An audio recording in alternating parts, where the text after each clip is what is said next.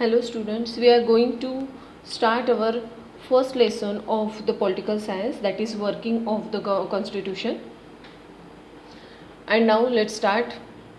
The textbook of political science till now have helped us to take an overview of local government, the values and the philosophy of the Indian constitution, as also the governing structures created by the constitution and India's place in international relations.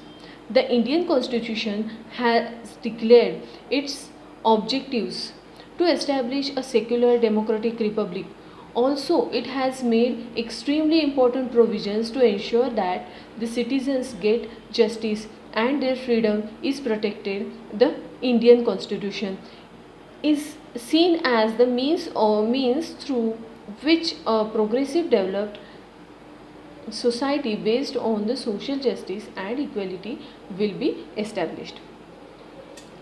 So the values and the philosophy of Indian constitution has declared its objectives to establish Indian constitution has the secularity, democracy and the republic. Secular, it means जहाँ सर्वधर्म समभाव है ऐसा. So in India, secular, it means जहाँ in India we having a secularism. हमारे यहाँ पर किसी भी स्पेशल रिलीजन को, किसी भी स्पेशल धर्म को कोई अलग से इम्पोर्टेंस नहीं है. Then democratic means in India और government is elected by people. Republic it means head of the nation.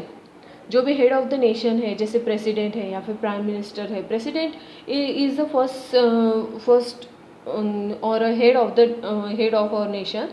सो हम लोग प्रेसिडेंट ही लेंगे. तो जो भी हेड है वो लोगों द्वारा चुना गया होता है. वो कोई हेरिडिटरी किसी से भी नहीं आते हैं. जैसे इंग्लैंड में गवर्नमेंट है, डेमोक्रेसी है. But head of the department जो है, हेड ऑफ द नेशन जो है, that is from monarchies it means घरानेशाही होती है, राजघराना होता है. वहीं से जैसे क्वीन आ गया या फिर किंग होता है. That is not a democracy, that is monarchy. और India is a republic. Head of the nation means president are elected by people. Also, it gives justice for every citizen and their freedom is protected constitution so that society will be based on the social justice and equality will be established. और society में equality और social justice पर based होनी चाहिए. और इसीलिए हम लोग या फिर इंडिया है या फिर जो कोई भी कंट्रीज़ है, डेमोक्रेटिक कंट्रीज़ है, वो क्या करते हैं, कॉन्स्टिट्यूशन को फॉलो करते हैं. उनका एक पर्टिकुलर कॉन्स्टिट्यूशन होता है.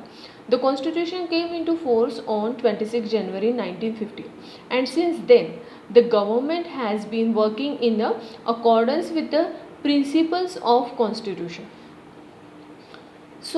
जो भी हमारा कॉन्स्टिट्यूशन है वो लागू कब हुआ, 26 जनवरी 1950. India got freedom in 15 August 1947. But वहाँ से लेकर हाउ टू गवर्न, इंडिया का जो एरिया है वो बहुत बड़ा है और कई कल्चर्स थे, कई सारी लैंग्वेजेस थी.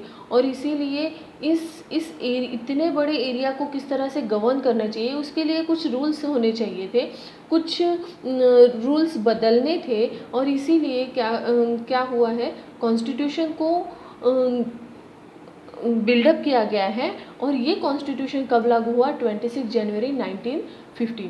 And since then government has been working on the accordance of the principles of constitution. और वहीं से कॉन्स्टिट्यूशन के अकॉर्डिंग जो भी गवर्नमेंट रूल्स है वो चलने लगे.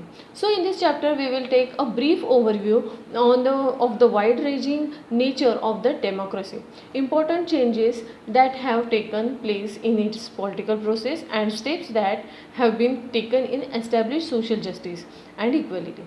This review will primarily focus on 3 areas. तो कौन से 3 areas हैं, that is democracy, social justice and judicial system. So first we will start democracy. Democracy.